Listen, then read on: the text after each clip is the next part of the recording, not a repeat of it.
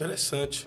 Cheia seria o fruto, a questão da regeneração, que vai mudando o caráter da pessoa, vai fazendo ela parecer um pouquinho mais com Cristo, e aí ela pode receber o Espírito Santo e ser batizada pelo Espírito Santo, aonde vem os dons. Os dons, o revestimento de poder.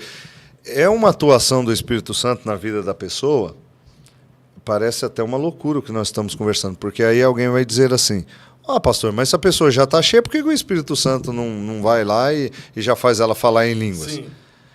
Perceba que quando uma pessoa está cheia, ela gera o fruto do Espírito. Nós estamos falando do estado comportamental, entendeu? Agora, esse revestimento de poder é para fazer a obra de Deus. Então a pessoa recebe esse revestimento de poder para exercer funções no reino de Deus.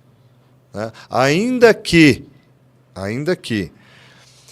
não tem nenhum apoio bíblico que uma pessoa precisa ser batizada com o Espírito Santo para ser consagrada. Sabia disso? Mas a Assembleia de Deus só consagra, só separa o ministério se for batizado. Né? Mas não tem. Os diáconos que foram separados, não tem um texto que diz que eles foram batizados no Espírito Santo. Tem que eles estavam cheios, precisam ser homens cheios do Espírito Santo e não batizados no Espírito Santo. A gente inverte os valores, porque às vezes você está consagrando um cidadão que ele já foi cheio, né? Ele já foi batizado no Espírito Santo, não é mais, né? Não perdeu porque vive em pecado, fazendo coisa errada, e porque o cara fala uma imitação de língua barata, você vai lá e consagra o cara, né? A pessoa cheia do Espírito Santo põe na sua cabeça que o modus vivente dela ela produz o fruto do Espírito. E a pessoa, quando ela é revestida pelo poder de Deus, quando ela recebe o batismo no Espírito Santo, ela desenvolve funções dentro do reino que os dons lhe permitem ela realizar, porque ela recebeu aquilo para pregar o Evangelho. Então, nós não temos respaldo bíblico para dizer que só deve ser levado a um ministério, consagrar alguém ao ministério se for batizada no Espírito Santo. Não existe. Não tem. Isso aí é um costume. Não vou falar que é um mau costume, porque um regime interno. É um regime interno. É interessante a pessoa buscar, né? Buscar o batismo no Espírito Santo, porque ele está disponível. Nós estamos conversando aqui agora, talvez na hora que você fizer um corte, isso chegar no ouvido aí da turma do outro lado lá, rapaz, vai me malhar. Vai. Heresia! E até algum pastor pentecostal que está me ouvindo, um pastor tradicional da nossa Assembleia de Deus, fala: não, o pastor Fábio enlouqueceu. Mas não é isso, é porque nós não temos respaldo bíblico para dizer que uma pessoa só pode ser consagrada se ela for batizada com o Espírito Santo. Não tem biblicamente isso. Até porque os apóstolos, porque apóstolo significa missionário, né? Enviado. Enviado. Então, os apóstolos, meu amigo, não eram batizados no Espírito Santo. Não há nenhuma evidência bíblica que eles foram batizados no Espírito Santo. Só Pedro e os demais que estavam alinhados, dois, né? Não, dali para frente, né? Eu tô falando. Será que Paulo foi batizado no Espírito Santo? Pois é, uma incógnita. Ele falou sobre o batismo, mas não sei se algum texto ele se refere a ele mesmo, entendeu? Havia muitos que pregavam, Apolo, por exemplo, Áquila, Priscila, Febre. Não é uma evidência assim da pessoa ter sido batizada no Espírito Santo, né? Agora, as regras hoje, o que dizem? Não, o cara tem que ser batizado no Espírito Santo para poder ser consagrado. O senhor cortou meu corte com essa ressalva que tu fez. É que hoje eu estou tão... apanhei tanto que a gente tem que fazer certas ressalvas, porque, rapaz, dependendo do que você fala, o cara ele entende de forma totalmente errada. Daqui a pouco ele vai falar assim: não, olha o que o pastor Fábio falou. Ele falou assim que a pessoa não precisa ser batizada no Espírito Santo para ser consagrada. Falei sim, mas dentro desse contexto. Não há prova bíblica para dizer: olha, a pessoa, para ser consagrada ao ministério, tem que ser batizada no Espírito Santo.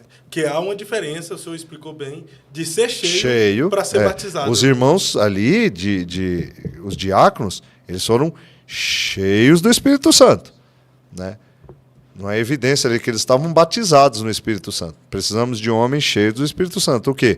Produz o fruto do Espírito. Irrepreensível. Isso. E Paulo chega até a dar um... Eu ia entrar nisso aí. Por isso que Paulo, quando coloca essa lista ali, o que ele fala? O cara tem que ser irrepreensível, marido de uma só mulher. Porque você sabe que naquela época tinha costume do cara ter 2 ou 3 mulheres. Não pode ser dado ao vinho. Não pode ser espancador. Porque então os obreiros costumavam beber lá, né? Um vinhozinho, né? É claro, se você pegar o contexto histórico daquele povo lá, assim, se Paulo não impõe essas regras, meu irmão, a sociedade ia olhar para os caras aí, por exemplo, o cara sai do culto, vai para um bar, enche a cara, a sociedade ia olhar e falar, mas que mudança que houve na vida desse cara? Que tipo de obreiro é esse aí? Então Paulo usa os obreiros ali como uma espécie de exemplo a ser seguido. E exemplo é para ser seguido. Né? Então Paulo coloca ali, ó, não pode ser espancador, não pode ser dado ao vinho, tem que ser marido de uma só mulher. Então tem todo um contexto ali para o cara ser um obreiro. Irrepreensível mesmo pela sociedade, né? Exemplo. Tudo que Paulo coloca ali foca em exemplo. Paulo chega a dizer assim que o cara que não cuida da sua própria família negou a fé. E é pior do que os infiéis. Olha onde ele vai. Então o cara tem que ser exemplo para a família tem que ser exemplo.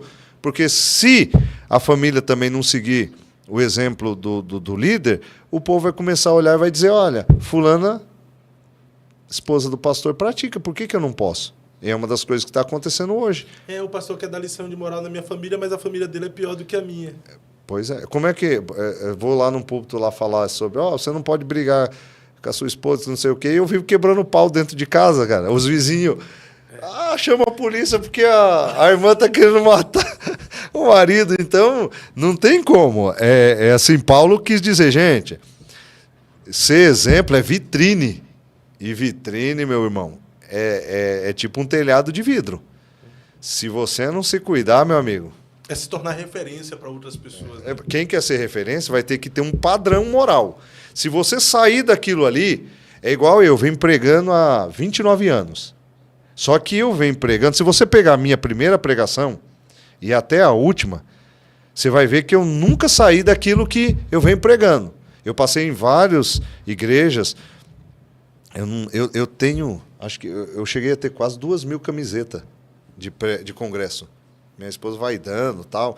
Eu uso por uns meses, depois vai dando. Mas nesses 29 anos já passei em tudo quanto é lugar. Se você pegar uma pregação minha que eu preguei lá na Bahia e ver lá em Antonina, é a mesma coisa. Não é porque é meu povo lá que eu bato lá. Se Deus mandar bater lá, eu prego exortação. É um ministério que Deus me deu. Paulo disse que quem recebeu esse talento de exortar, que exorte.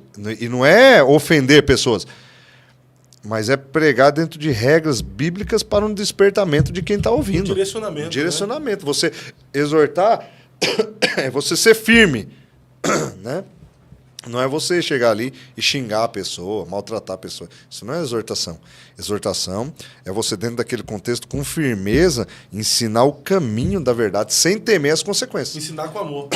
Ensinar com amor. Todo o ensino deve ser com amor.